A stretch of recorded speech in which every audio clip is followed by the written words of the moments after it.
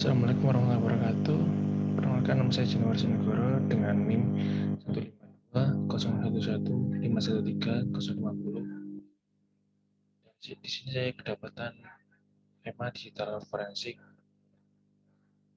dan ini adalah tugas keamanan informasi mengganti dari kuis. Pengertian dari digital forensik adalah yaitu penggunaan ilmu dan metode untuk menemukan, mengumpulkan, mengamankan, menganalisis, menginterpretasi, dan mempresentasikan barang bukti digital dalam rangka kepentingan rekonstruksi kejadian, serta memastikan keabsahan pada proses peradilan atau membantu untuk mengantisipasi tindakan tidak sah yang terbukti mengganggu operasi yang direncanakan. Kemudian, untuk digital evidence-nya adalah yaitu bagian dari ilmu forensik yang digunakan untuk keperluan investigasi berupa setiap informasi atau beberapa data atau hasil akuisisi menggunakan tools tertentu yang terkomputerisasi telah ditransmisikan yang dapat diandalkan sebagai barang bukti yang sah, dapat dipercaya untuk dapat dibawa ke ranah hukum sebagai pengadilan, sehingga dapat ditindaklanjuti penyelidikannya. Tujuan dari digital evidence adalah untuk membantu pencarian barang bukti dari hasil bukti elektronik yang ditemukan sebagai alat penghubung antara si pelaku dengan korban yang dirugikan. Selanjutnya, tahap analisis itu ada yang pertama, identifikasi bukti digital.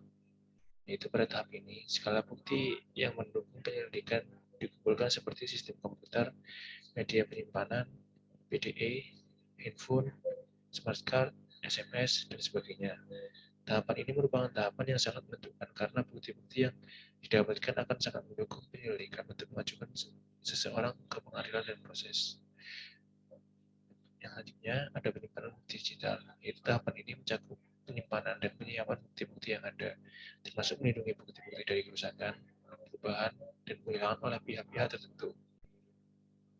Bukti harus benar-benar steril, artinya belum mengalami proses apapun ketika diserahkan kepada ahli digital forensik untuk diteliti.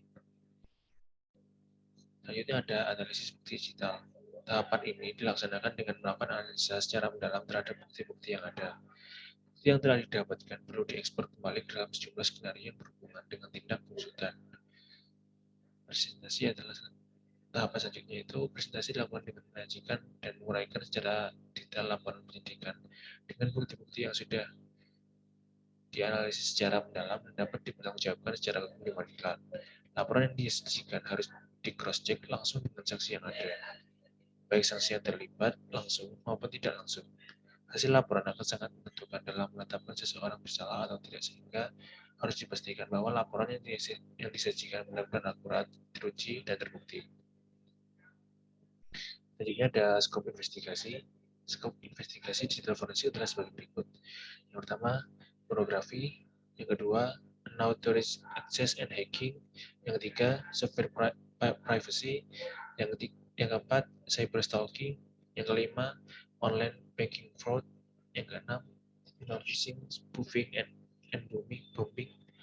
Yang ketujuh, DOS dan DDoS. Yang kedelapan, penjualan produk ilegal secara online.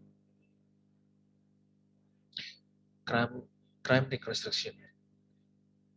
Crime reconstruction merupakan tahapan yang penting pada tingkat penyelidikan, karena untuk menilai kebenaran keterangan yang telah diperoleh dari tersangka dan saksi, ada beberapa metode untuk crime reconstruction. Salah satunya adalah Zahman Frameworks. Secara prinsip, Zahman membagi sistem informasi menjadi 3 komponen besar, yaitu data, proses, dan teknologi yang pada perkembangannya menjadi 6 buah entiti utama. Zahman Framework mengandung 6 baris dan 6 kolom menghasilkan 36 sel atau aspek. Kolom-kolom pada Zahman Framework mencakup yang pertama, who, yaitu merepresentasikan hubungan orang dalam perusahaan.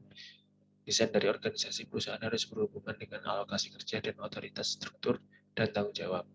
Yang kedua, when, yaitu merepresentasikan waktu atau hubungan event yang membuat kriteria kinerja dan level-level kuantitatif untuk sumber perusahaan.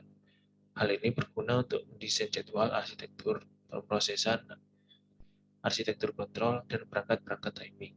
Yang ketiga, why, yaitu mendeskripsikan motivasi-motivasi perusahaan.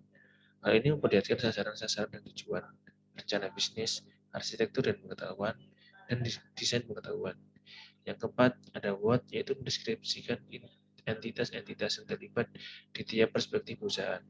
Sebagai contoh, termasuk objek-objek bisnis, data sistem, tabel-tabel relasional, dan definisi-definisi. Yang kelima ada how, yaitu memperlihatkan fungsi-fungsi dalam setiap perspektif. Sebagai contoh, mencakup proses-proses bisnis, fungsi aplikasi software, fungsi hardware komputer, dan bahasa control loop. Yang keenam yaitu where, memperlihatkan lokasi-lokasi dan interkoneksi dalam perusahaan. Hal ini termasuk lokasi geografi utama, bagian terpisah dalam jaringan logistik, alokasi dari node-node sistem atau bahkan penyelamatan memori dalam sistem.